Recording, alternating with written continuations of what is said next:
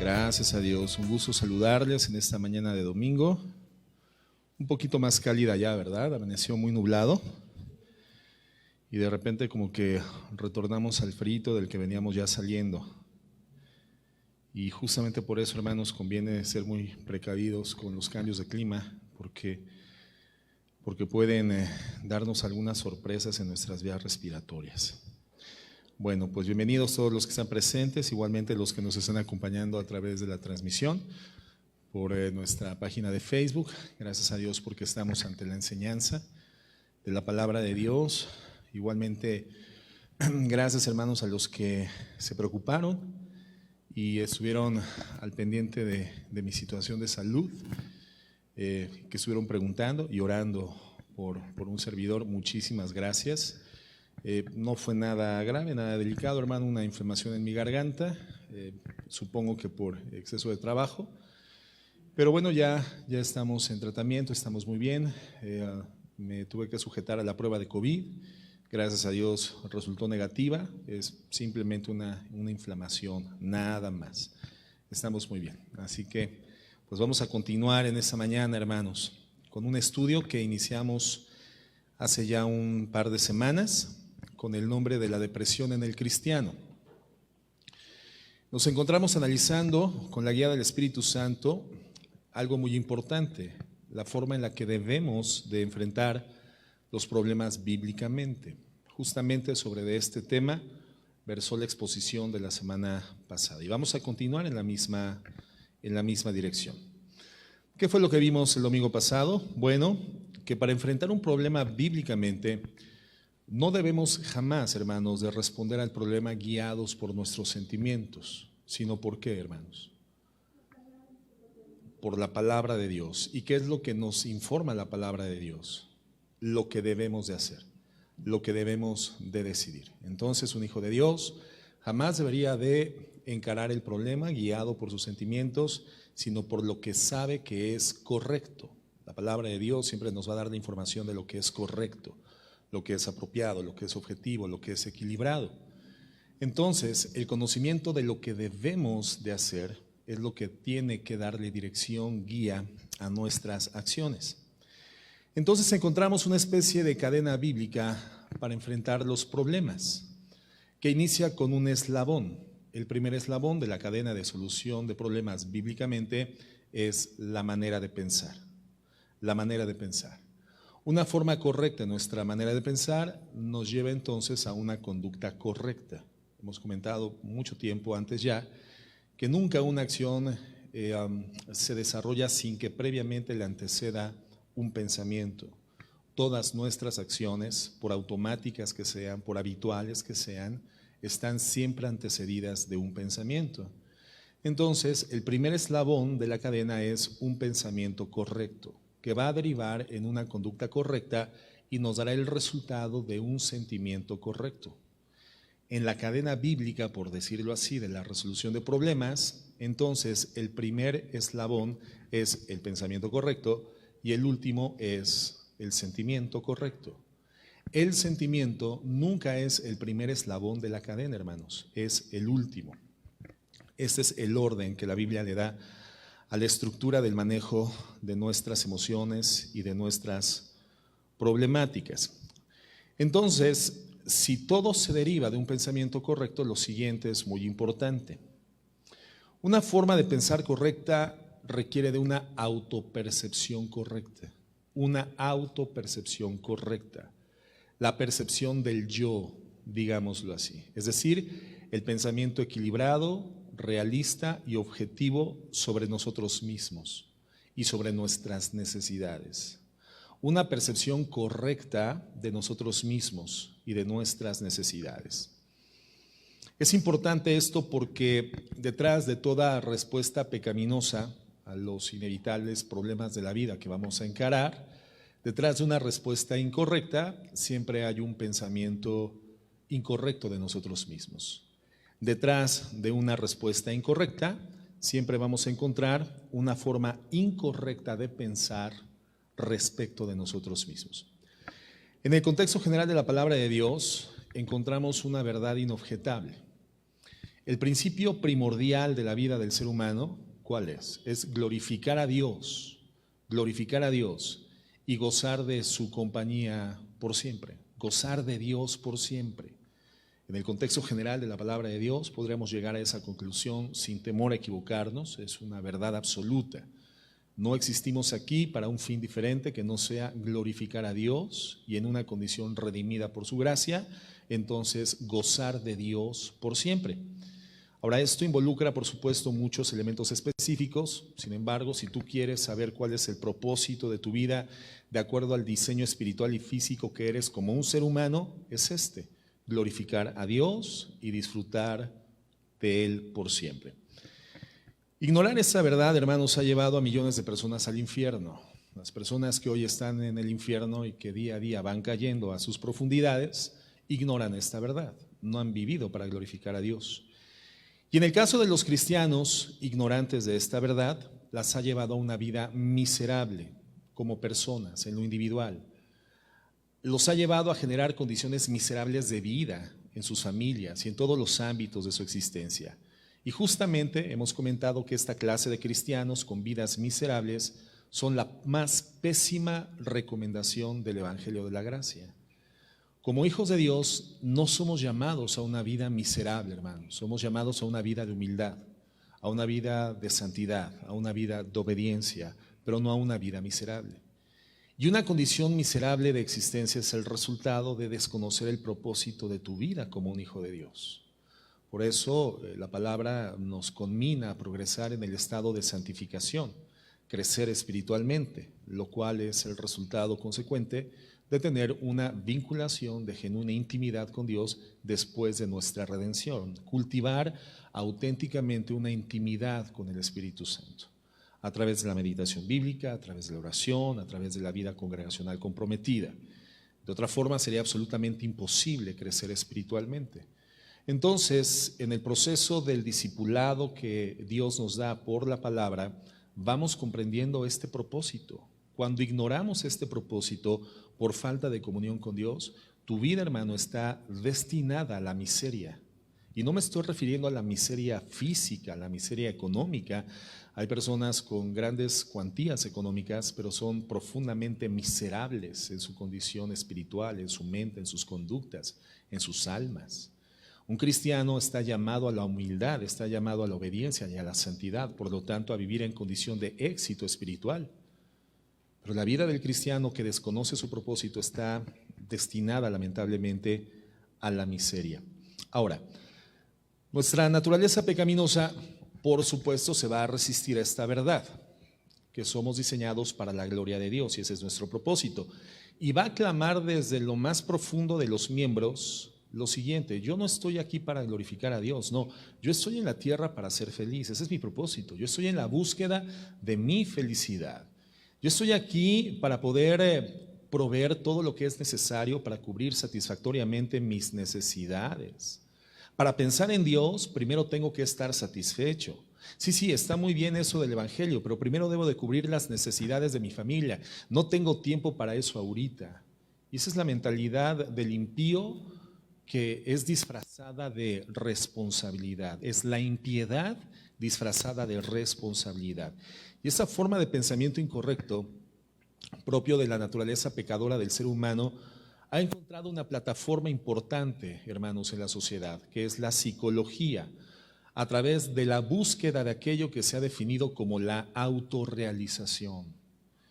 Al mundo se le ha vendido hoy la idea, y esto evidentemente, hermano, tiene antecedentes ancestrales, no es una circunstancia vigente, no es una ideología vigente, pero hoy la psicología moderna establece el fundamento de la proyección de esta forma de pensamiento filosófico, la autorrealización. Tú tienes que vivir de forma tal en que logres experimentar la autorrealización. De acuerdo a la psicología, la autorrealización es el nivel que alcanza una persona al sentirse completamente satisfecha y aún sobrada en la cobertura de lo que él entiende como sus necesidades. Una persona estará autorrealizada en la medida proporcional en la que sus necesidades o las que percibe como sus necesidades están debidamente satisfechas y aún de forma sobrada. Cuando una persona no se siente autorrealizada, de acuerdo a esta forma de pensamiento, es debido a que no ha alcanzado a cubrir sus necesidades. ¿Y cuáles son estas necesidades según esta forma de pensamiento? Bueno, las necesidades fisiológicas, como el comer, el dormir, etcétera. Necesidades de seguridad, de sentirte protegido, resguardado. Necesidades de amor, sentirte una persona amada por alguien más. Recibir, ser el depósito del amor, el centro del afecto de alguien. Necesidades de pertenencia, sentir que no eres una isla, sentir que formas parte de un todo, que formas parte de un grupo, que eres aceptado. Y la necesidad de autoestima, es decir, amarte a ti mismo. Entonces, ¿cuál es el enfoque de la persona que aspira a la autorrealización? El enfoque de la persona que quiere experimentar la autorrealización es ella misma. Es un enfoque 100% individualista, es un enfoque 100% egoísta. El centro del universo y la orquestación de toda la operación del universo es la persona. Y todo tiene que obrar, todo tiene que cuadrar de forma tal en que un satisfactor llegue a mi vida y quede entonces más cercano a mi estado de autorrealización. Por lo tanto, yo no puedo amar a alguien más si mis necesidades previamente no están cubiertas. Esa es la idea, hermanos, de la autorrealización. Hoy escuchamos más que nunca esta premisa filosófica que es absolutamente falsa. Tú no puedes amar a alguien más si primeramente no te amas a ti mismo. ¿Has escuchado esto? Sí, hermano, esto se escucha hoy en día a través de todos los medios, televisivos, electrónicos, etcétera. Es la perspectiva fundamental del egocentrismo que caracteriza la sociedad en la cual nos desenvolvemos hoy en día. O sea, tú no puedes aspirar a alguien más, amar a alguien más si previamente no aprendes a amarte a ti mismo. ¿Se oye lógico? Sí, se oye lógico, hermano. Pero evidentemente, hermano, eso es un desvío de la verdad. Ahora, el problema no es que esta filosofía sea postulada por la psicología moderna, sino que se ha cristianizado. ¿Qué significa esto? Que grandes sectores del cristianismo la han adoptado y la han adaptado a sus conveniencias. Quiero leerles lo que dice un autor cristiano, por ejemplo, al respecto de esto. Este autor dice lo siguiente: el amor a ti mismo es el prerequisito y el criterio de tu conducta hacia el prójimo. Sin amor a ti mismo no puedes tener amor por los demás. Otro autor dice lo siguiente: nuestra habilidad para amar a Dios y para amar al prójimo está limitada por nuestra habilidad para amarnos a nosotros mismos. No podemos amar a Dios más de lo que amamos a nuestro prójimo y no podemos amar a nuestro prójimo más de lo que nos amamos a nosotros mismos. Parece lógico. Y parecería que la Biblia en cierto sentido apoya esta perspectiva, porque entendemos que nosotros servimos a Dios a través de servir a la iglesia, ¿cierto o no? Y la iglesia, hemos definido, no es la estructura arquitectónica en la cual nos confederamos. La iglesia somos nosotros, la asamblea de los santos, los redimidos por la gracia. Entonces, la iglesia es una agrupación de prójimos. Servimos a Dios a través de servir a nuestro prójimo en la iglesia, ¿cierto o no? Y amamos a Dios también a través de amar a nuestro prójimo en la iglesia, ¿cierto o no? Entonces podría parecer que el mensaje de la Biblia condiciona nuestro amor hacia Dios en función de nuestro amor hacia el prójimo. Pero el amor hacia el prójimo está condicionado por el amor por nosotros mismos. Entonces, para poder amar a Dios, tenemos que primeramente amarnos a nosotros mismos. Parecería que tiene lógica y parecería que tiene fundamento en la palabra de Dios, pero no es así. No es así, es una equivocada interpretación, es una herejía pensar de esta forma o estipular o establecer esta forma filosófica de pensamiento. Ahora, tenemos que entender que para que una herejía sea herejía, o sea, toda herejía respetable tiene su fundamento ¿en dónde? En una verdad bíblica, pero equivocadamente interpretada. Una herejía es herejía porque se deriva de una verdad bíblica que está equivocada o perversamente interpretada. Efectivamente, nosotros servimos a Dios a través de servir a la iglesia, amamos a Dios a través de amarnos los unos a los otros. Sin embargo, nosotros somos solamente un mecanismo de mediación, mas no el objetivo de nuestro servicio ni el objetivo de nuestro amor. El objetivo es Dios. Esa es la forma correcta. Entonces, la conclusión es que nadie puede llegar a la autorrealización hasta que no tenga sus necesidades cubiertas, porque esa es la forma de amarnos a nosotros mismos, satisfacer todo lo que necesitamos. Una de las bases bíblicas mal interpretadas que estas personas sostienen en su filosofía es Mateo 22:35. Mateo 22:35. Y fíjate lo que dice.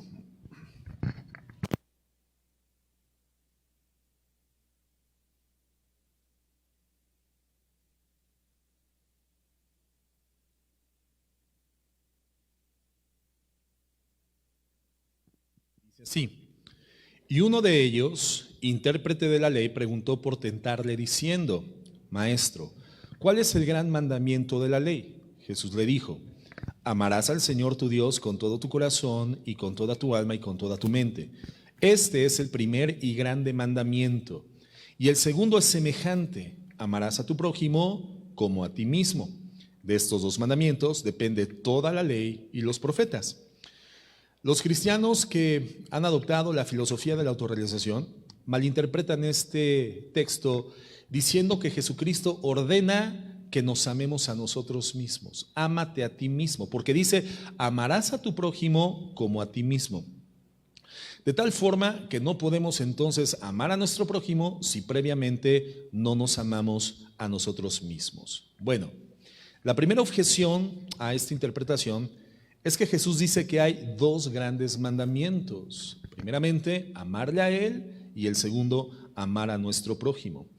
Pero los cristianos de la autorrealización dicen que son tres mandamientos: amar a Dios, amar a nuestro prójimo y amarnos a nosotros mismos. Pero Jesús dice que solamente son dos mandamientos y que estos dos mandamientos resumen la ley y todo lo que dijeron los profetas: amar a Dios y amar a nuestro prójimo. De acuerdo a los cristianos que adoptan la autorrealización, este pensamiento equivocado, ¿cuál es el más grande de estos tres mandamientos? ¿Amar a Dios, amar al prójimo o amarse a ellos mismos?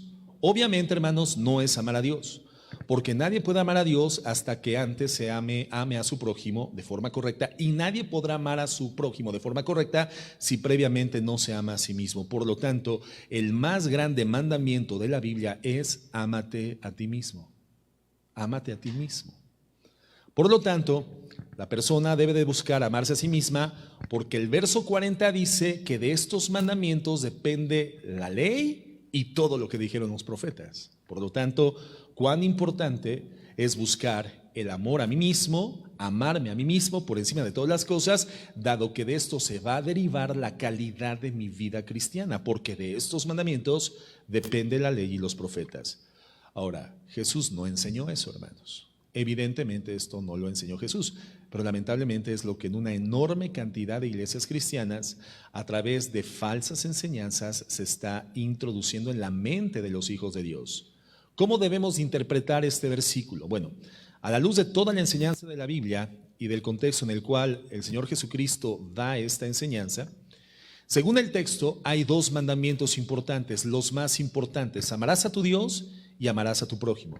Por lo tanto, hermanos, cuando Jesucristo da el segundo mandamiento, que es amarás a tu prójimo como a ti mismo, la expresión como a ti mismo nos ubica a nosotros solamente como un referente. Por eso utiliza previamente la palabra como. Amarás a tu prójimo como.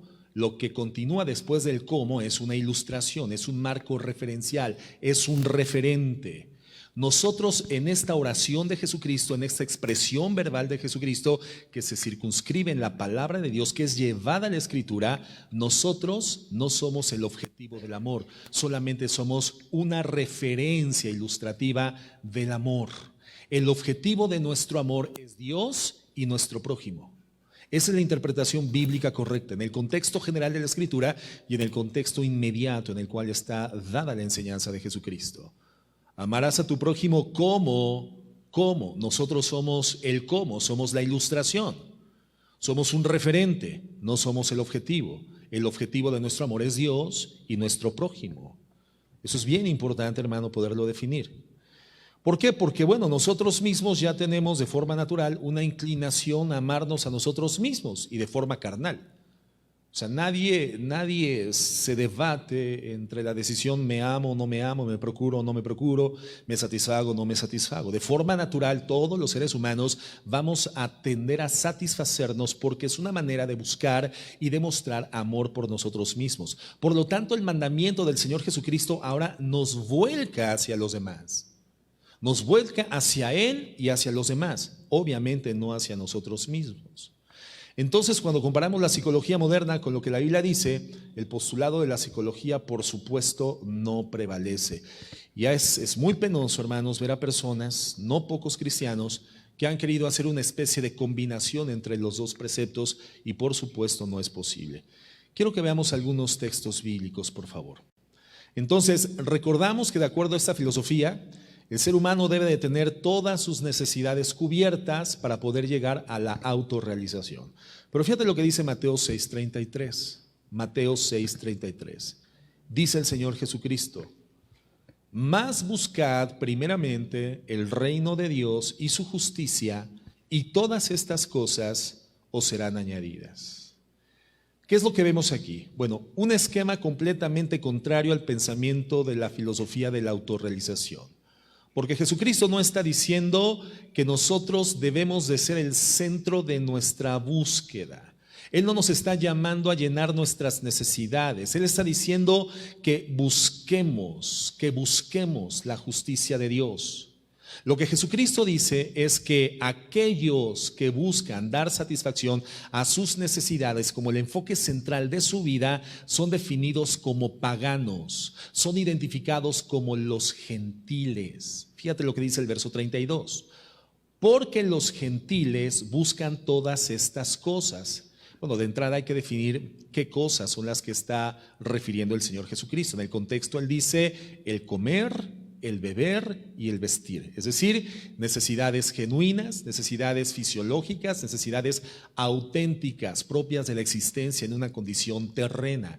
El Señor no está desconociendo la existencia de necesidades. Hay necesidades que son legítimas, pero hay formas de dar satisfacción a estas necesidades legítimamente. El punto es que el pagano, el gentil, se caracteriza por llevar a efecto una búsqueda a ultranza, es decir, hasta las últimas consecuencias por poder satisfacer sus necesidades reales, legítimas, muchas veces, la mayoría de las ocasiones, por medios ilegítimos. Necesidades legítimas satisfechas a través de medios ilegítimos. El Señor está diciendo, los gentiles enfocan su vida en buscar estas cosas, satisfacción al comer, al beber y al vestir. Ahora, cuando refiere a los gentiles, en el contexto judío en el que el Señor Jesucristo da la enseñanza, eran todas las personas que étnicamente y filosóficamente no formaban parte del contexto del judaísmo, del pueblo de Dios, de la nación de Israel.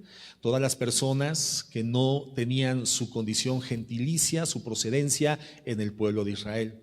El pueblo de Israel, hermanos, son aquellos que por elección divina recibieron la ley. De ellos se derivan los patriarcas, la salvación que deviene posteriormente a través del judaísmo de nuestro Señor Jesucristo.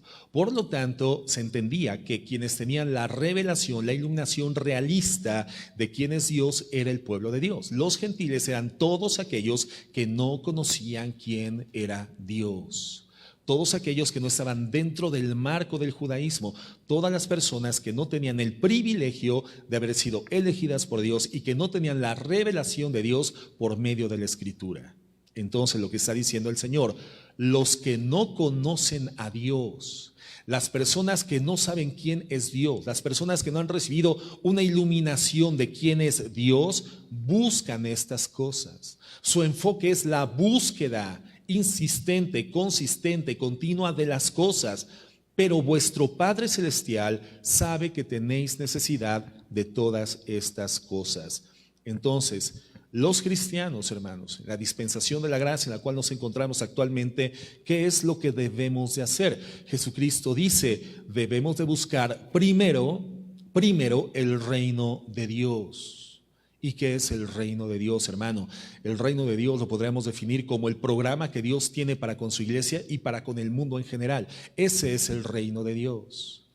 El reino de Dios, hermano, no es el lugar geocéntrico en el cual se establece en ese momento en el tercer cielo el lugar desde el cual el Señor dictamina soberanamente las definiciones sobre el universo. No, el reino de Dios en el contexto es el programa que Dios tiene en la tierra para su iglesia y para el mundo en general. Ese es el reino de Dios.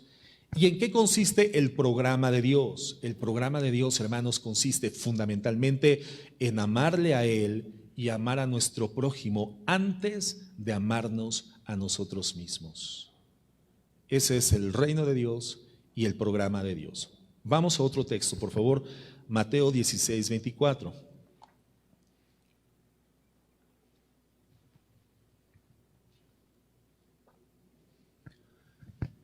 Entonces Jesús dijo a sus discípulos: si alguno quiere venir en pos de mí, niéguese a sí mismo y tome su cruz y sígame. Porque todo aquel que quiera salvar su vida, la perderá. Y todo el que pierda su vida por causa de mí, la hallará. Jesús no dijo: si alguien quiere venir en pos de mí, ámese a sí mismo. Ámese a sí mismo. Sí, porque para poderme seguir a mí, primero tienes que conocerte a ti, amarte a ti, para que puedas amarme y seguirme a mí. Jesucristo no está diciendo esto, hermanos. Cristo no establece el fundamento del discipulado en el amor propio. Jesucristo establece el fundamento del discipulado en la negación personal. Lo que Jesucristo sí dice: si alguien quiere venir en pos de mí, seguir mis pisadas, ser mi discípulo, vivir como yo vivo, pensar como yo pienso, hablar como yo hablo, ser un reflejo nítido de mi vida en la tierra, tiene que negarse a sí mismo. El llamado de Dios, el llamado de Cristo a sus hijos, a sus redimidos, a sus discípulos, es la negación a nosotros mismos y que perdamos la vida por causa de Él. Lo que dice el verso 25: porque todo aquel que quiera salvar su vida la perderá, y todo el que pierda su vida por causa de mí la hallará. ¿Qué significa perder la vida en este contexto, hermano? Bueno, de acuerdo al contexto, Jesús acababa de anunciar que sería entregado en manos de pecadores, y lo vemos en el verso 21, Mateo 16, 21. Vamos a leer, por favor. De esto deriva el comentario de Jesucristo que estamos analizando con la guía del Espíritu Santo. Dice así Jesús en el verso 21: desde entonces comenzó Jesús a declarar a sus discípulos que le era necesario ir a Jerusalén y padecer mucho de los ancianos y de los principales sacerdotes y de los escribas, y ser muerto y resucitar al tercer día. El verso 22: entonces Pedro, tomándolo aparte, aquí vemos la reacción inmediata de Pedro, la reacción emocional de Pedro, los sentimientos en operación de Pedro. Entonces Pedro, tomándolo aparte, comenzó a reconvenirle, diciendo: Señor, ten compasión de ti, en ninguna manera te acontezca. ¿Qué le estaba diciendo Pedro a Jesucristo? Señor, ámate a ti mismo, ten cuidado de ti. Procúrate lo necesario, satisface las necesidades que son requerimentales para que esto no tenga que ser experimentado por ti. Señor, desplaza el programa de Dios, desplaza la justicia de Dios, desplaza el reino de Dios para darle paso a la satisfacción de tus necesidades. La más elemental, Señor, preservar la vida. Señor, no te permitas esto. Señor, ámate a ti mismo. La contestación de Jesucristo está en el verso 23. Pero él, volviéndose, dijo a Pedro: quítate de delante de mí, Satanás, me eres tropiezo, porque no pones la mira en las cosas de Dios, sino en las de los hombres. Entonces, hermanos, este evangelio de la autorrealización que lamentablemente prevalece en un sector grande de iglesias cristianas, tiene su origen en la mente de Satanás. En la mente de Satanás. El mensaje de Satanás es: ámate a ti mismo, procura todo lo que necesites, sin importar las consecuencias, a ultranza, hasta las últimas consideraciones, si es necesario, para que tus necesidades estén satisfechas. Porque ¿cómo puedes pretender amar a alguien más si primeramente no aprendes a amarte a ti mismo? ¿Cómo puedes aspirar a servir a alguien más si primeramente no te sirves a ti mismo?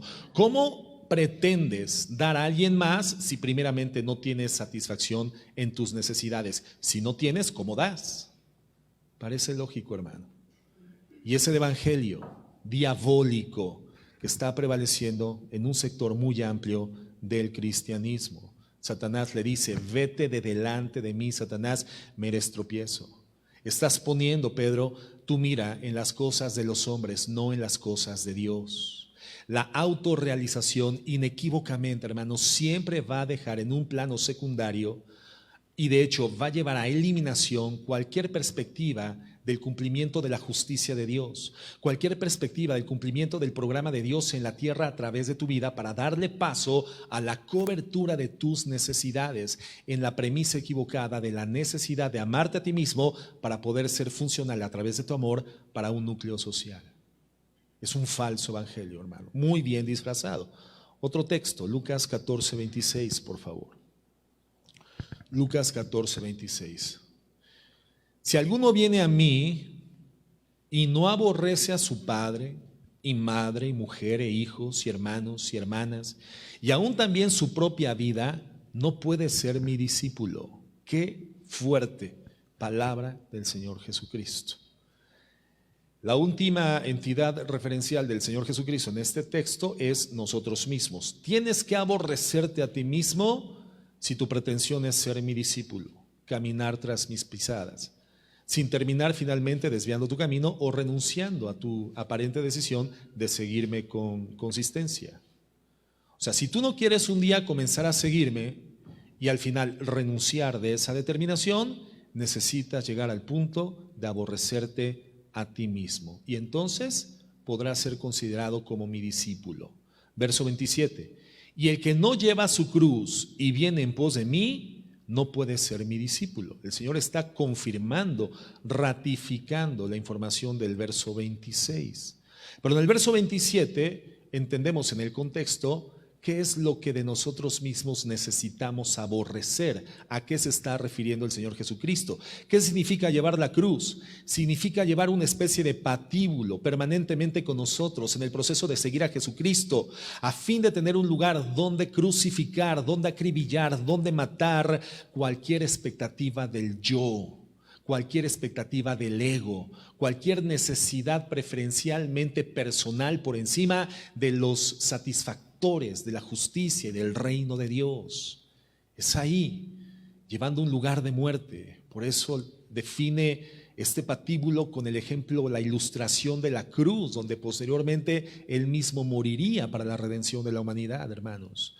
Los judíos estaban completamente acostumbrados en el contexto cultural a ver personas caminando con cruces en sus espaldas y sabían que iban a un lugar donde en esas cruces llegarían al final de sus vidas. La cruz era un sinónimo de muerte. El Señor les está diciendo: necesitas continuamente para seguirme con eficacia hacer morir tu carne, tus apetitos carnales, tu egocentrismo, tu egoísmo, tu ensimismamiento, la búsqueda de tus satisfactores egoístas. Un lugar donde acribillar todos los días tu pecado.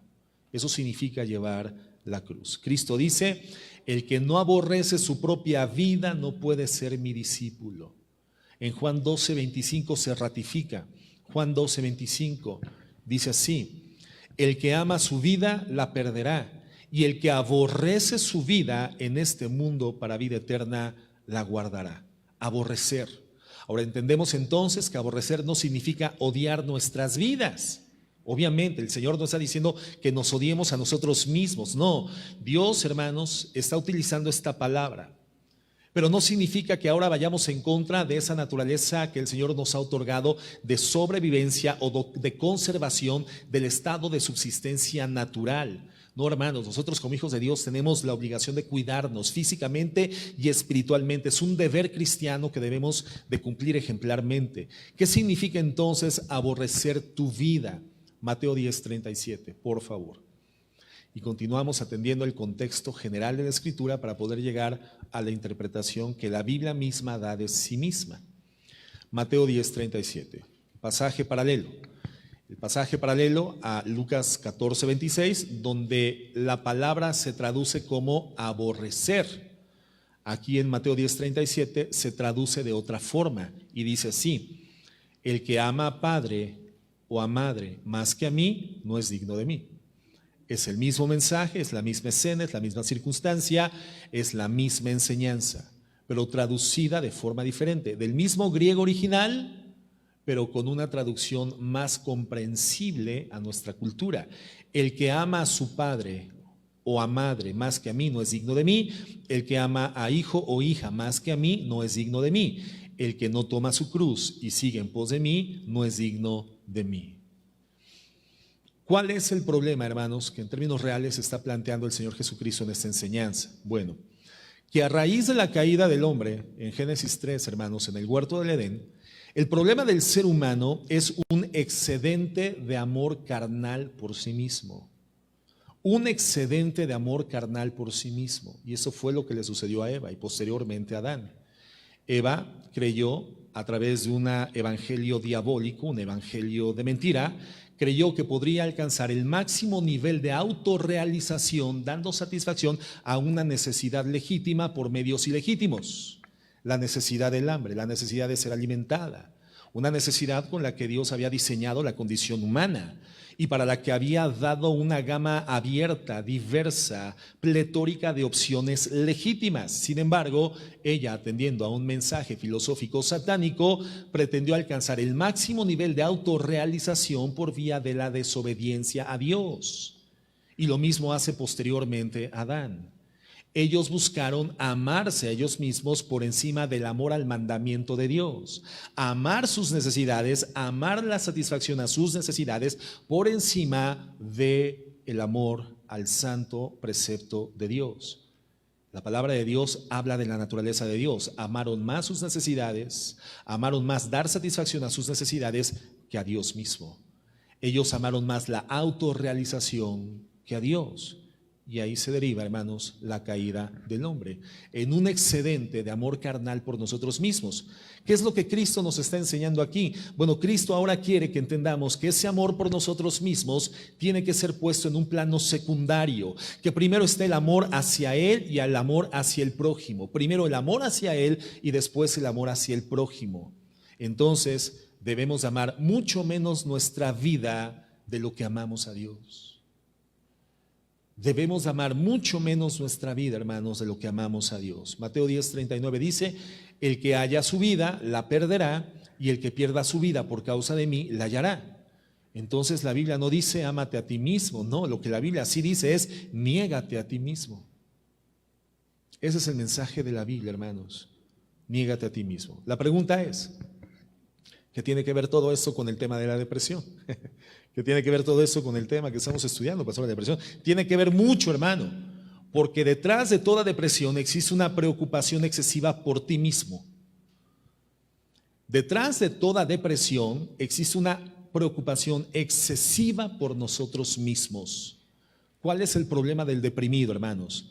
Que todo el tiempo está centrado en él mismo, mis angustias, mis enfermedades, no, es que mi familia, mis hijos, mi esposo, mis temores, mi soledad, mi necesidad, mi.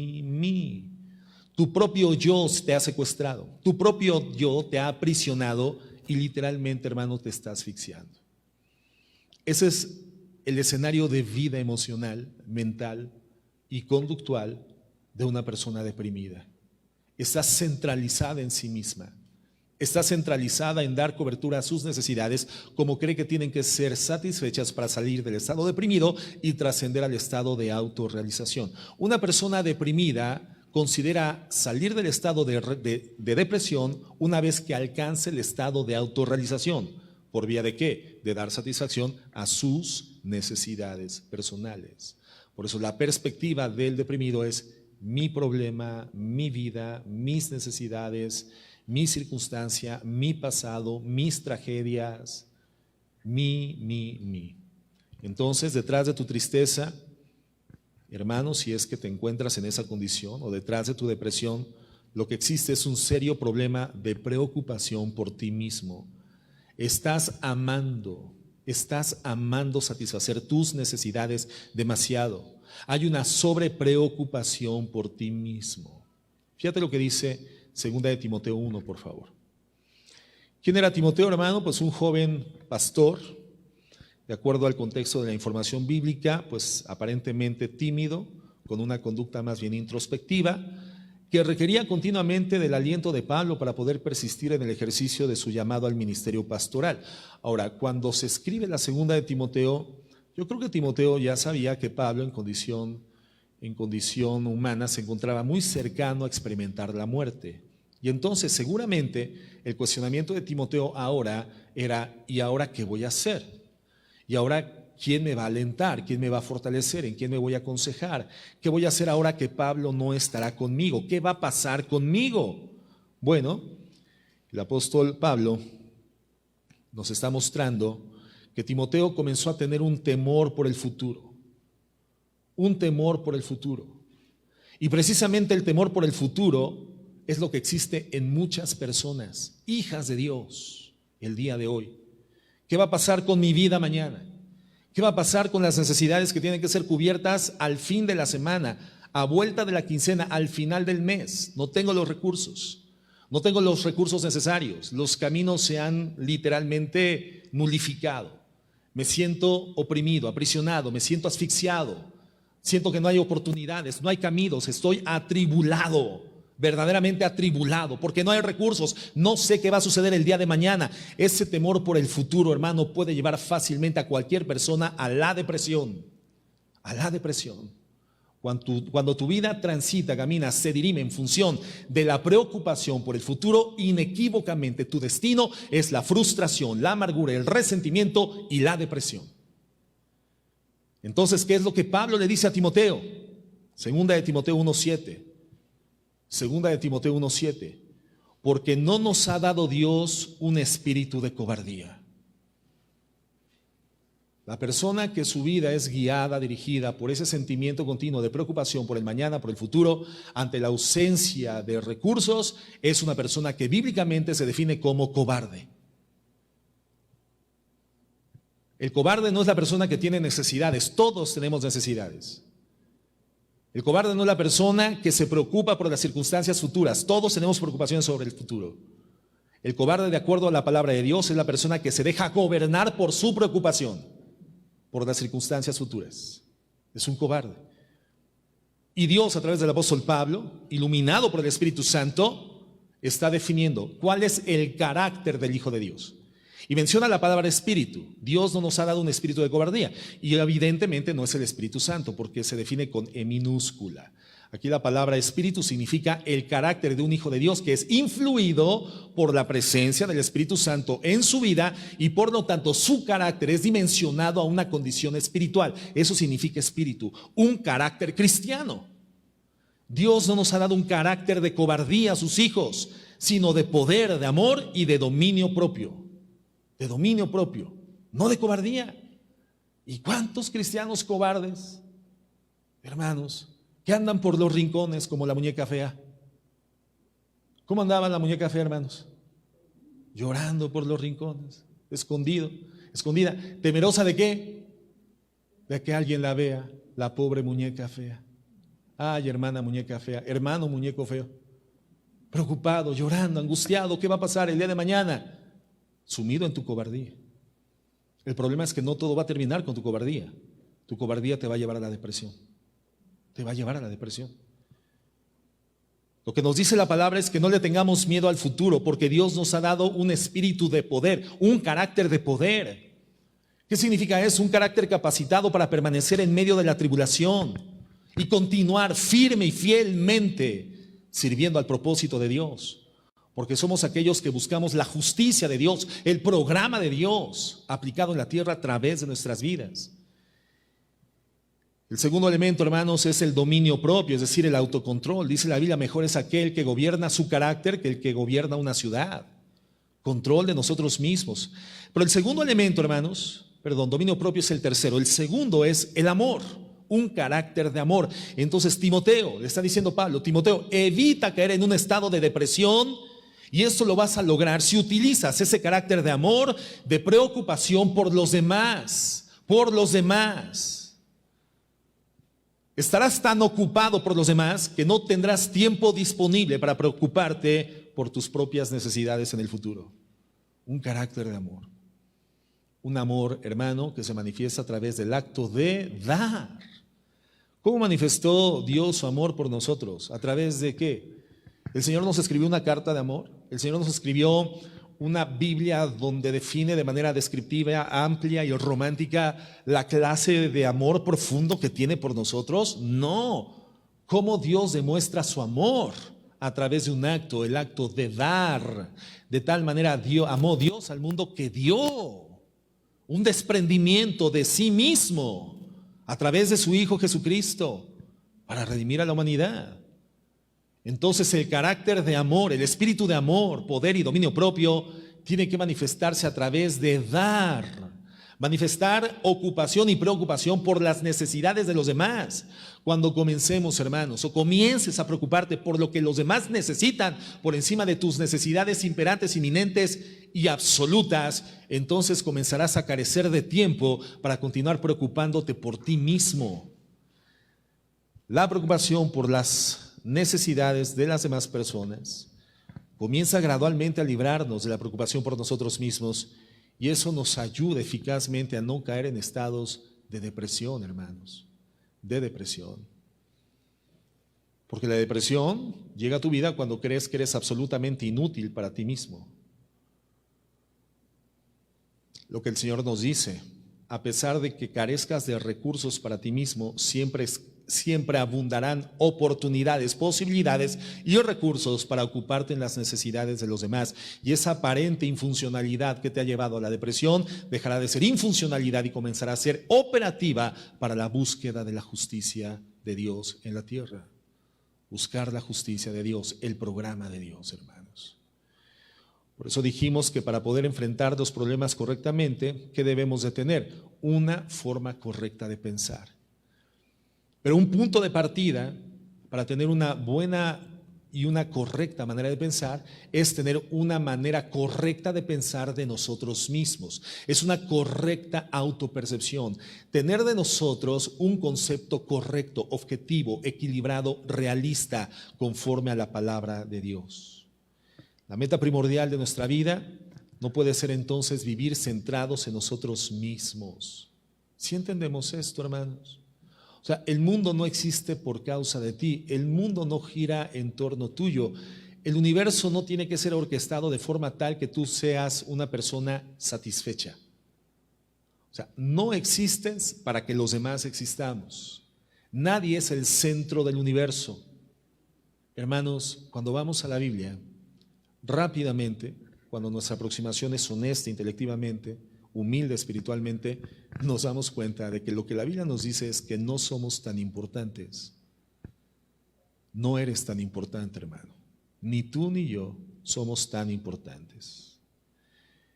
El problema es que las personas que creen que son importantes, viven centradas en sí mismas, es que cuando reciben de la vida o de otra persona un trato que creen que no merecen por cuanto son importantes, entonces comienzan a abatirse, porque son tratadas de forma diferente a lo que ellos consideran es justo por cuanto son personas importantes.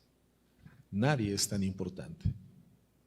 Tenemos un nivel de importancia, no podemos negar la importancia que tenemos y que el mismo Señor nos otorga en el cumplimiento de su programa. Hay una facultad operativa, hay una tarea asignada, hay dones, hay talentos, hay habilidades, hay destrezas que el Señor nos ha dado, con los que nos ha armado para poder desempeñar la función eficazmente.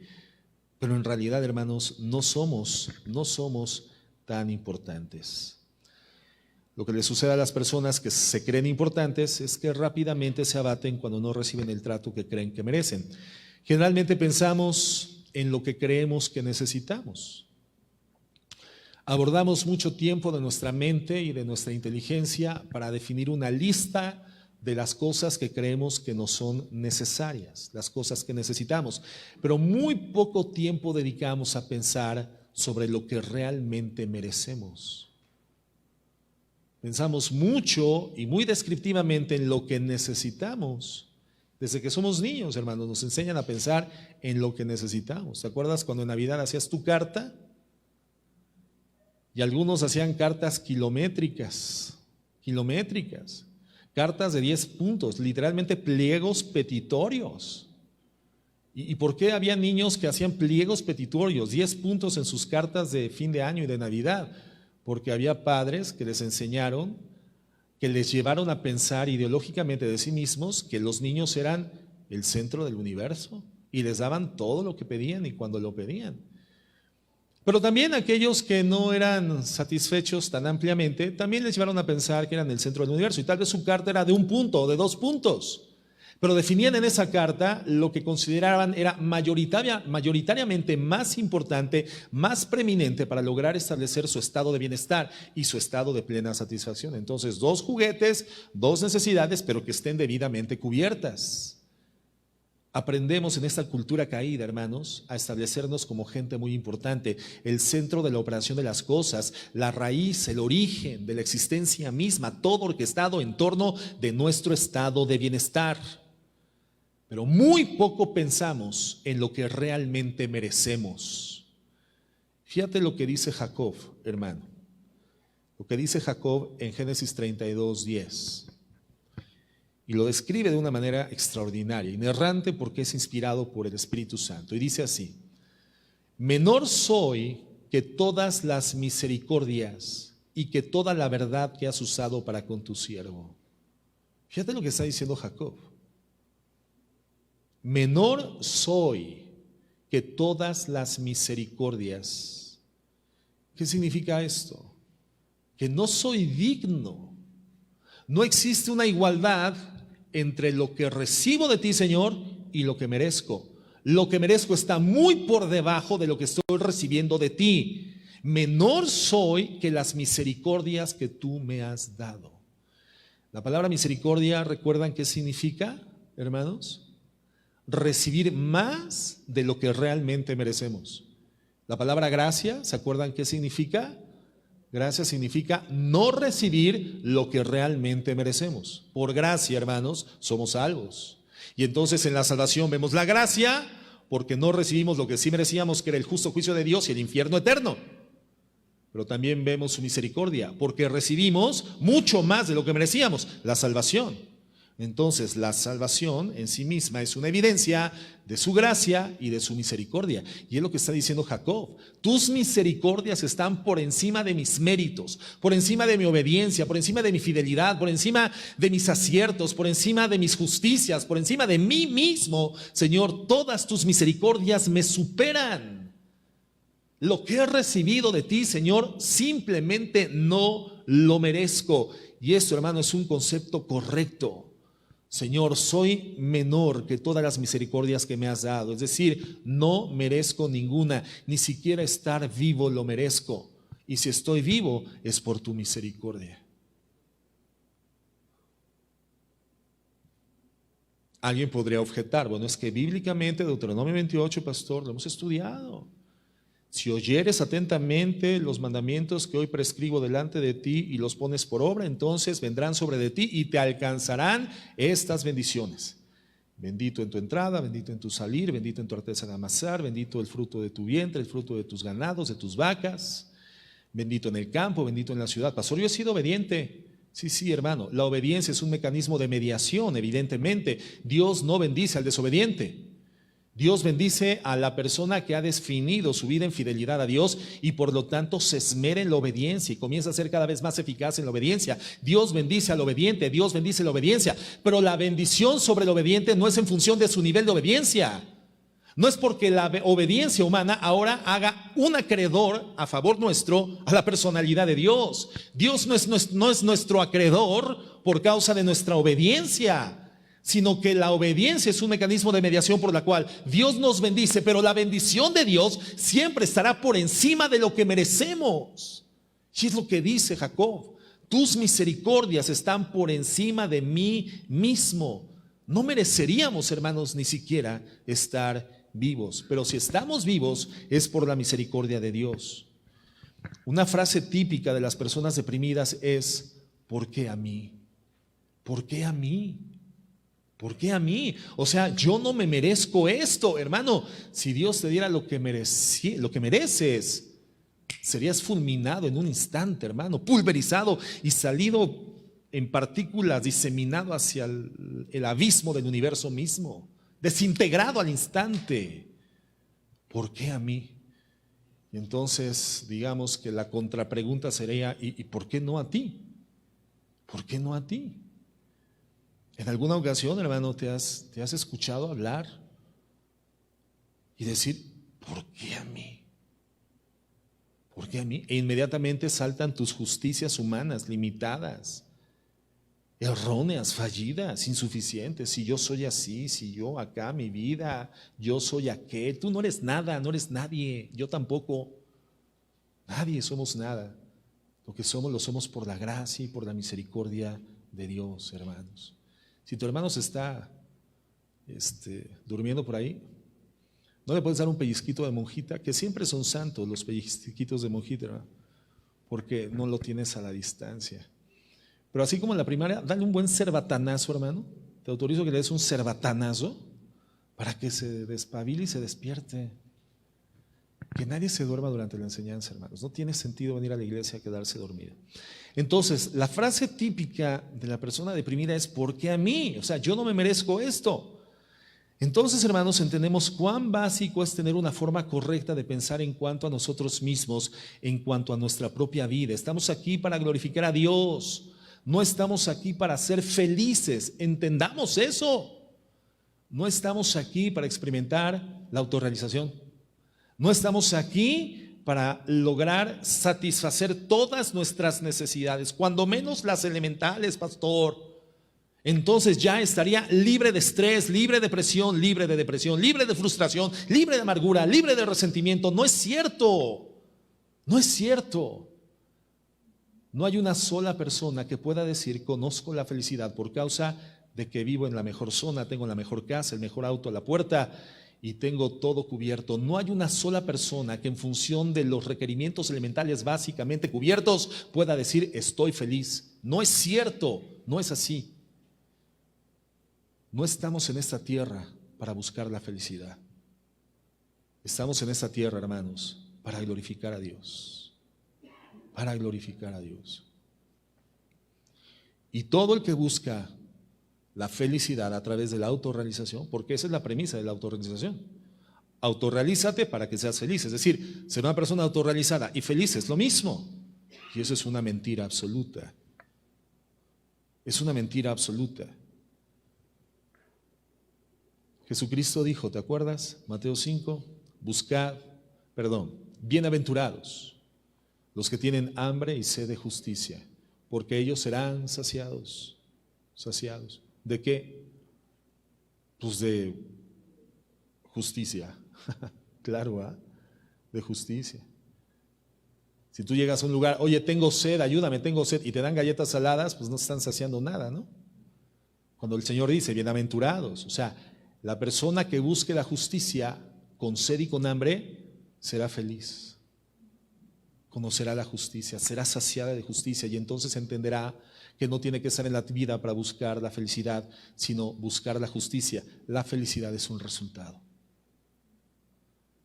La felicidad no es un objetivo, hermanos. La felicidad no es un objetivo. La felicidad es un resultado. Cuando tú estableces la felicidad como objetivo de tu vida, estás buscando autorrealización. Estás buscando satisfacciones cubiertas.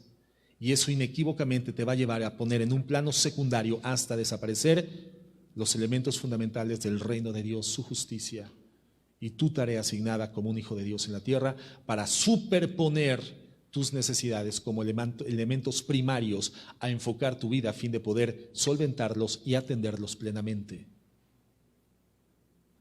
Busca tu felicidad y acabarás en la frustración, acabarás en la decepción, en el resentimiento, en la amargura y en la depresión.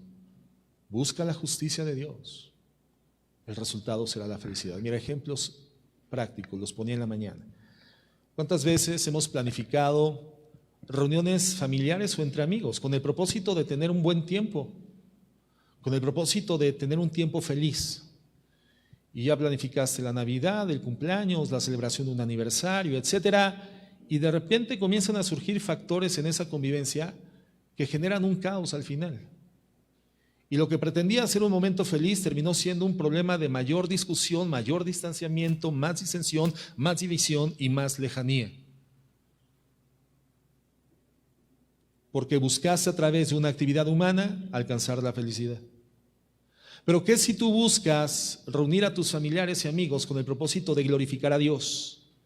El propósito de esta celebración será glorificar a Dios. El propósito de la celebración de un aniversario, un cumpleaños, una Navidad, un fin de año será glorificar a Dios. Por lo tanto, entonces seremos cuidadosos de poner en práctica y integrar todos los elementos indispensables necesarios del pensamiento y de la conducta para que al final de esta reunión Dios sea glorificado. En el transcurso de la reunión Dios sea glorificado. ¿Cuál va a ser el resultado para tu vida personal? Un tiempo de satisfacción, un tiempo de verdadero gozo, un tiempo de paz, felicidad.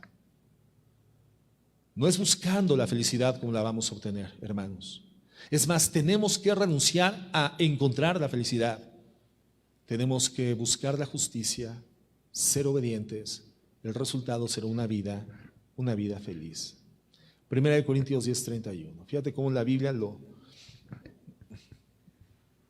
confirma una y otra vez, porque la Biblia se confirma a sí misma. Dice así: si pues coméis o bebéis o hacéis otra cosa, hacedlo para que te sientas satisfecho. Hacedlo para que te sientas saciado. Hacedlo para que puedas decir: mira, comí en el mejor restaurante de la ciudad. Comí en el Steakhouse. Comí en el Rincón de Aguililla. Comí en el mejor lugar. El Señor dice: si comes o bebes, o sea cualquier cosa la que estés haciendo, hazlo todo para la gloria de Dios.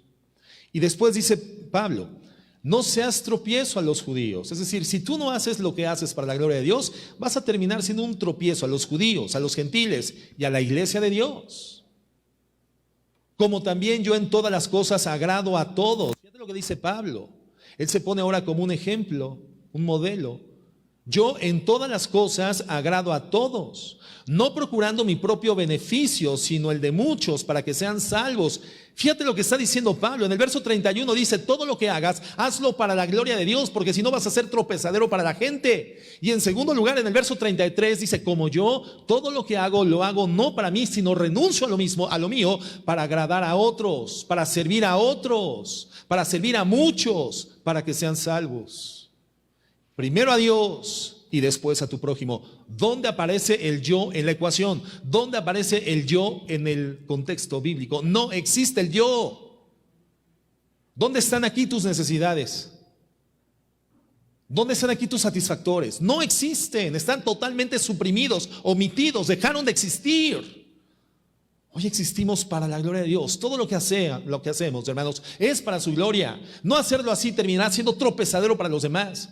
Hagamos lo que hagamos, hermanos, sea para la gloria de Dios y procurando el beneficio de los demás y no el propio, el de muchos. ¿Y cuál es el beneficio? Que sean salvos. Un beneficio espiritual, hermanos. Un beneficio espiritual eterno. Nuestro amor hacia el prójimo tiene un propósito fundamental: que nuestro amor puedan identificar de Dios su gracia y su amor. Servirles a través de la predicación del Evangelio y que sean salvos. Y esto representa lo que Cristo dijo como requisito para seguirle como discípulo: tienes que negarte a ti mismo y cargar tu cruz y entonces ser mi discípulo. Pero si no te niegas a ti mismo, de repente tu yo, tu ego y tus necesidades van a aparecer en la ecuación.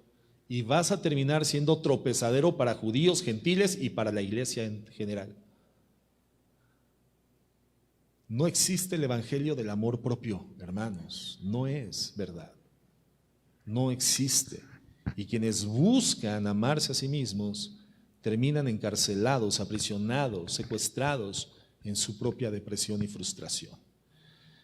Entonces, primero Dios y después el prójimo. El yo no existe. Entonces, aún en las cosas más comunes de la vida humana, como comer y beber, tenemos que hacerlas para la gloria de Dios. Romanos 14:7.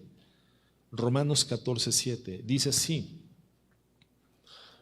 porque ninguno de nosotros vive para sí y ninguno muere para sí. Pues si vivimos, para el Señor vivimos, y si morimos, para el Señor morimos. Así pues, sea que vivamos o que muramos, del Señor somos. Porque Cristo para esto murió. Y pone de ejemplo al Señor Jesucristo, el más magnánimo, glorioso, eterno, excelso ejemplo. Porque Cristo para esto murió y resucitó y volvió a vivir. Jesucristo vivió para Dios, murió para Dios y resucitó para Dios, para ser Señor así de los muertos como de los que viven. Hermanos, ¿qué entendemos de esto? ¿Qué entendemos de esto? ¿Cuál es la enseñanza? El mandamiento más importante en las Escrituras no nos establece como el objetivo o el objeto del amor, sino como simples ejecutores de una orden que glorifica a Dios. Agentes morales individuales responsables delante de Dios para ejecutar una orden que le glorifica a Él. ¿Cuál?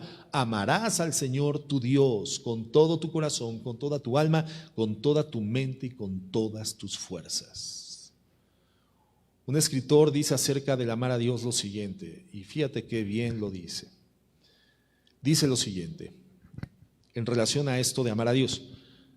Esto no es ningún sacrificio en el sentido real, pues por sacrificio entendemos que una cosa que es nuestra y podríamos guardarla para nosotros, la damos voluntariamente a otro. Está describiendo que es un sacrificio. Tú tienes algo que te pertenece, lo podrías guardar o usar a tu beneficio, pero decides darlo al favor o al servicio de otro. Eso es sacrificio. Y dice, pero amar a Dios no es un sacrificio, porque tu corazón es de Dios, tu alma es de Dios, tu mente es de Dios, todos tus poderes le pertenecen a Él. De ahí que nada le regalas a Dios, simplemente le estás devolviendo lo que le habías quitado cuando vivías desinteresado de Él. Qué tremenda descripción. Si esto haces de todo tu corazón, de toda tu alma, de toda tu mente y con todas tus fuerzas, dirigiéndolas a Él y le sirves conjuntamente a esto, entonces será retirada tu separación con Dios y el amor celebrará su triunfo. Entonces, cuando Dios nos demanda estos elementos, 4 elementos, para amarle a Él primordialmente, todo nuestro corazón, nuestra alma, toda nuestra mente y todas nuestras fuerzas, no le estamos dando a Dios nada que sea de origen nuestro, es todo esto que a Él le pertenece, pero nosotros se lo habíamos quitado, lo habíamos retirado del objetivo que es Dios cuando no le conocíamos.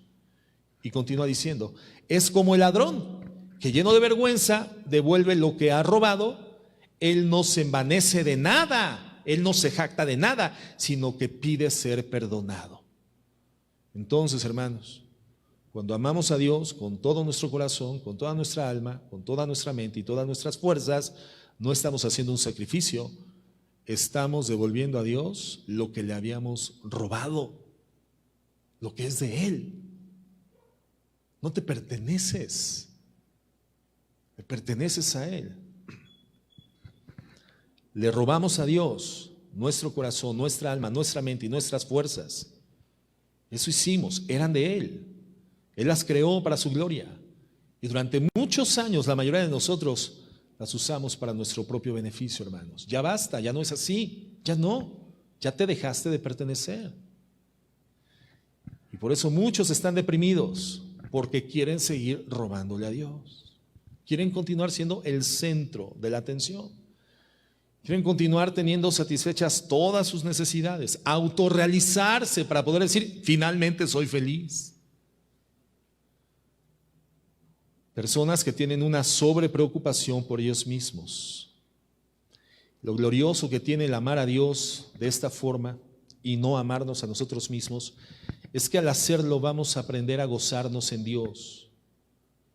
La vida centrada en el yo, hermanos, está llena de amargura, resentimientos, tristezas y dolor.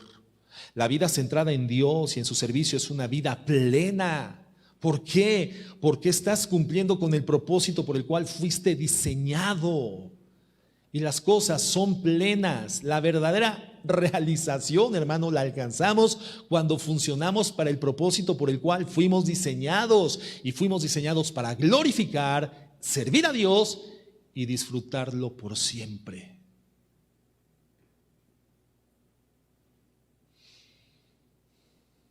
Esa es la vida plena, hermano. Cuando tú utilizas algo fuera de las condiciones de su diseño, no lo usas, lo abusas y lo descompones. El ejemplo de la licuadora. Ya todos saben el ejemplo de la licuadora, ¿verdad, hermanos? ¿Sí? Bueno, para la única persona que dijo que no, lo voy a decir. Cuando tú ves una licuadora y dices, oye, pues tiene una buena capacidad, contiene agua, abajo tiene aspas y un motor, oye, puede ser un buen instrumento para lavar mis calcetines y mi ropa interior. Y entonces pones agua, pones detergente, pones tu ropa interior y echas a volar la licuadora. Va a deshacer tus calcetines, tu ropa interior la va a dejar como falda hawaiana y además vas a descomponer la licuadora. Porque estás utilizando un diseño fuera de las especificaciones de su diseñador. No usaste la licuadora, abusaste de ella y la descompusiste. Ahora tienes que ir al manual del diseñador o al taller del diseñador y decirle, oye, descompuse esto, ¿cómo funciona? Ah, es que mira, esto funciona para esto, mi manual lo dice, sirve para licuar jitomate, cebollas, ajos, chiles, hacer salsas, sopas, comida. Entonces la va a componer, pero te va a dar el manual. Si a partir de ese momento utilizas la licuadora conforme a las especificaciones de su diseñador, va a servirte durante toda la vida. Mira, nosotros en casa tenemos una licuadora que nos regalaron cuando nos casamos y funciona perfectamente bien, pero pregúntame, ¿cuándo hemos lavado ropa interior ahí? Nunca, jamás. Hemos sido respetuosos de las especificaciones del diseñador y entonces sigue funcionando y seguramente continuará funcionando. Con el ser humano descompone la vida, su propia vida, cuando la utiliza conforme a su propia percepción, su autopercepción. Por eso la autopercepción en nuestra manera de pensar es fundamental. Si no pensamos correctamente de nosotros mismos, las acciones consecuentes no serán los correctos y los sentimientos resultantes serán incorrectos. El sentimiento resultante será frustración, amargura, resentimiento, depresión, hermanos. Tenemos que utilizar la vida conforme a las especificaciones del diseñador. ¿Quién es el diseñador? Dios. Y nos ha dado un manual, nuestra única norma de fe, vida y comportamiento, la Biblia. Es en la Biblia donde se encuentra el pensamiento correcto de nosotros mismos. Y podemos comenzar a pensar de nosotros con coherencia. Nadie tenga un más alto concepto de sí mismo que el que deba de tener. No eres tan importante, hermano, no eres tan importante. Nadie es tan importante. ¿Qué somos? Somos pecadores, arrepentidos, salvados por la gracia de Dios, al servicio de un gran Dios.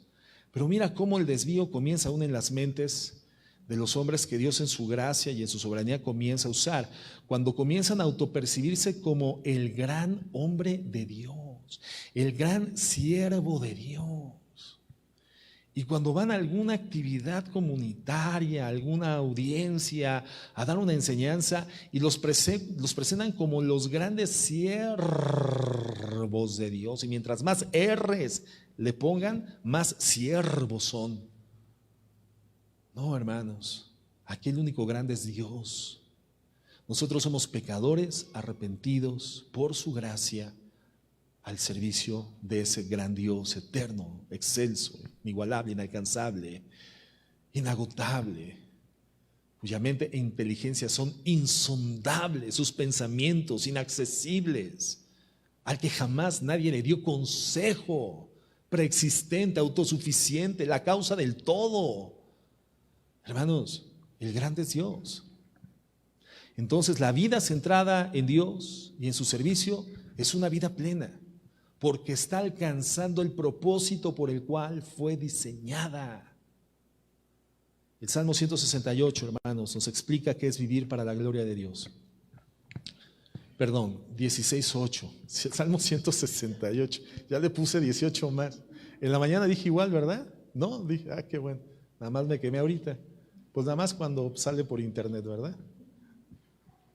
Salmo 16, verso 8.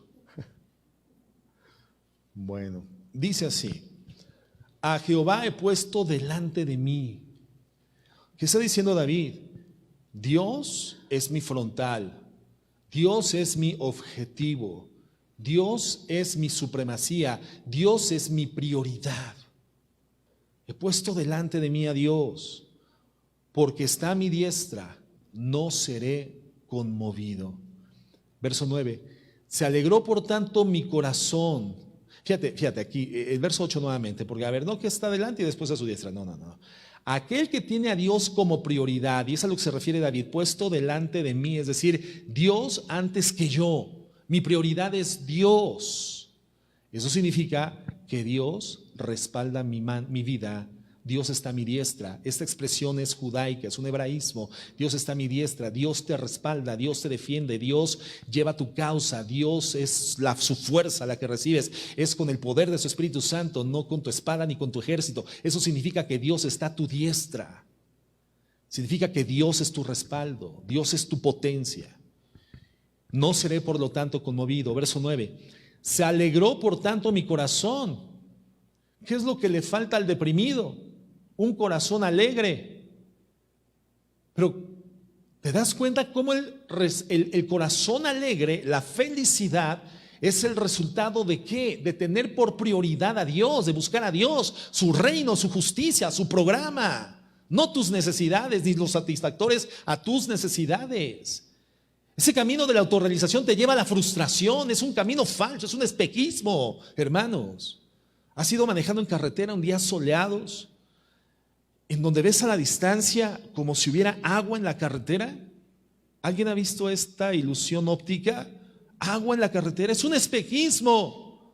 Si en ese momento frenas, porque piensas que si continúas te vas a hundir en el agua, bueno, muy sencillo, yo te diría, mi consejo: deja de manejar, oríllate en el acotamiento y comienza a manejar a las 7 de la noche. Y el agua de la carretera se habrá secado. La ilusión óptica producida por el reflejo del sol en el pavimento seco de la carretera, del terreno, genera esa apariencia de agua, pero no es tal, no hay agua, es un espejismo. La autorrealización es un espejismo que parecería que te conduce al agua, al pan, a la saciedad, pero solamente te lleva a la frustración. No busques ser feliz, no busques, eso es un resultado. Busca la justicia de Dios, busca ser obediente, busca servirle. Se alegró por tanto mi corazón y se gozó mi alma, mi carne también reposará confiadamente. Me mostrarás la senda de la vida, en tu presencia hay plenitud de gozo, delicias a tu diestra para siempre.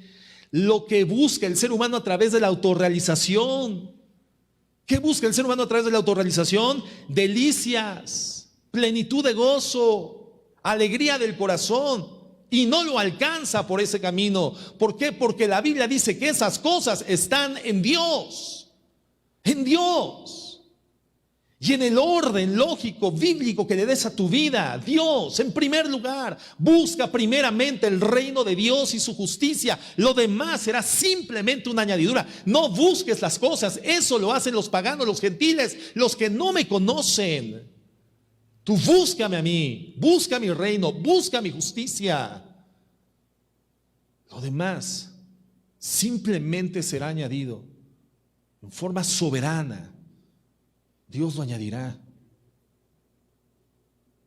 Pero si le das tanto peso a la concentración que has tenido de ti mismo y lo que crees necesitar para ser feliz, entiendo por qué estás profundamente deprimido. Te importas demasiado. ¿Qué pasa con la persona que ha puesto a Dios delante de él? Que todo lo que hace funciona bien, funciona bien. Esa es la persona que cada ocasión que va a tomar una decisión, cada ocasión que va a tomar una acción, primeramente se pregunta: ¿esto glorificará a Dios? ¿Esto gratificará a Dios? ¿Esto agradará a Dios? ¿Esta forma de trabajo que tengo glorifica a Dios? Las relaciones interpersonales que sostengo glorifican a Dios. La relación emocional, sentimental que tengo, que he establecido o que estoy por establecer, glorificará a Dios. Pero las personas autorrealizadas no tienen a Dios en la ecuación. Es lo que ellos creen que necesitan, el centro. Es esa mujer porque es la que a mí me gusta. Es la que a mí me gusta. Con esa mujer voy a ser feliz. O sea, esa persona cree que con esa mujer, satisfaciendo su necesidad, logrará la felicidad. Filosofía de autorrealización.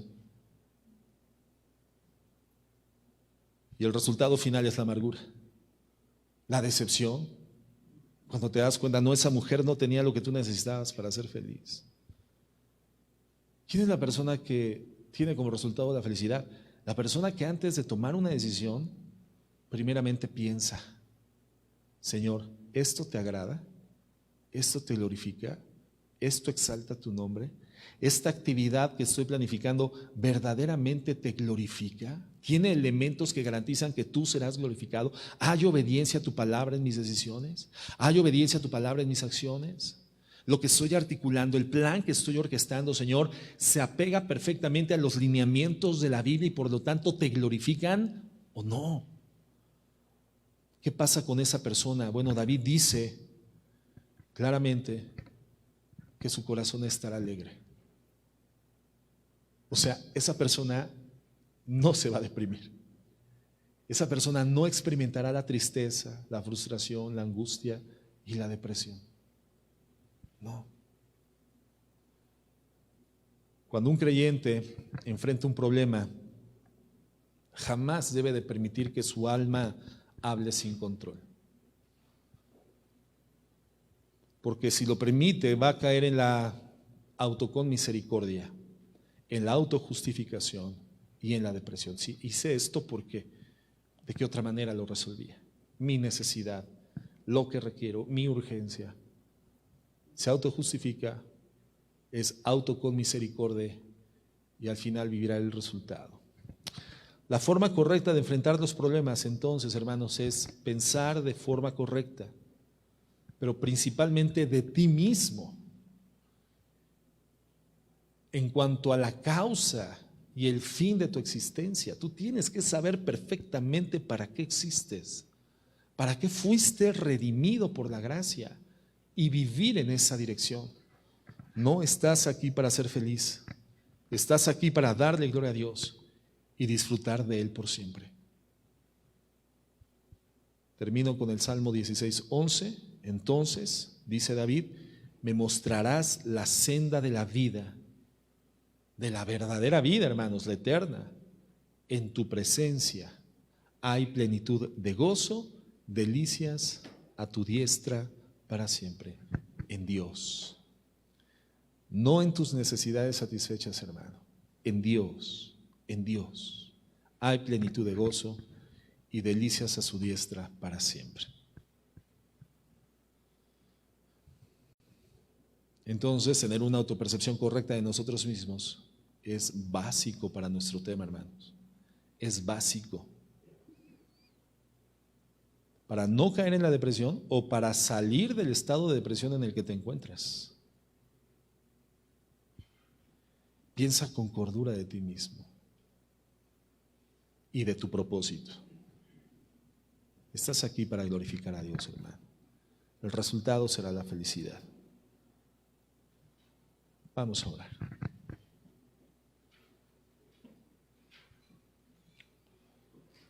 Señor, te damos gracias por todo, pero muy especialmente en esta mañana, Señor, por tu bendita palabra,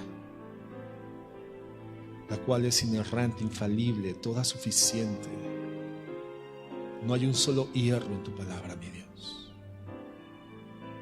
No hay una sola falla en tu palabra. Es inspirada de principio a fin.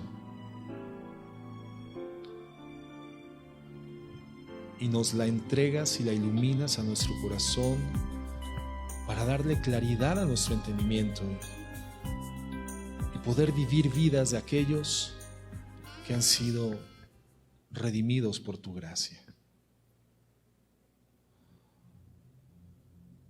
Señor, gracias por enseñarnos. Gracias por abrirnos tu verdad. Gracias por darle luz a nuestro caminar, llevarnos a identificar el camino de verdad y darnos la fuerza para poner nuestros pies en ese camino, el vigor para transitarlo, la claridad y transparencia de los requerimientos de los cuales hoy somos facultados a cubrir para poder ser tus discípulos. Hoy podemos negarnos a nosotros mismos. Ese es el fundamento del discipulado, Señor, la negación a nosotros mismos, para poder continuar siguiéndote cada día de nuestra vida,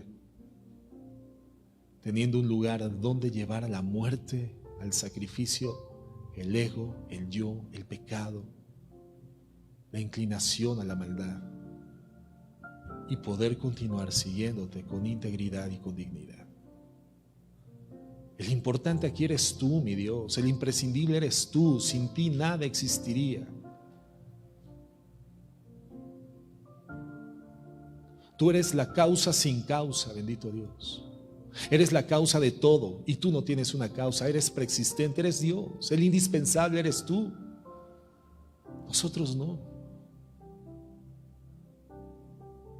Que esta realidad, mi Señor, sea iluminada en nuestros corazones y tengamos en esta tu congregación hombres y mujeres íntegros, afirmados en la verdad, aplomados en la verdad, con una vida vigorosa, anímica, física y espiritualmente, personas con corazón alegre, personas que se deleitan en tu presencia, las cuales se encuentran a tu diestra y que viven día a día el gozo en ti, en tu presencia, mi Dios. En tu presencia está la realización del ser humano. En todo tu plan glorioso de redención has establecido la ruta de realización. Hemos sido llamados a realizar una tarea, y esa tarea, mi Dios, es glorificarte y disfrutar de ti por siempre. Ayúdanos, mi Dios, y enséñanos. En el nombre de Jesús, amén y amén.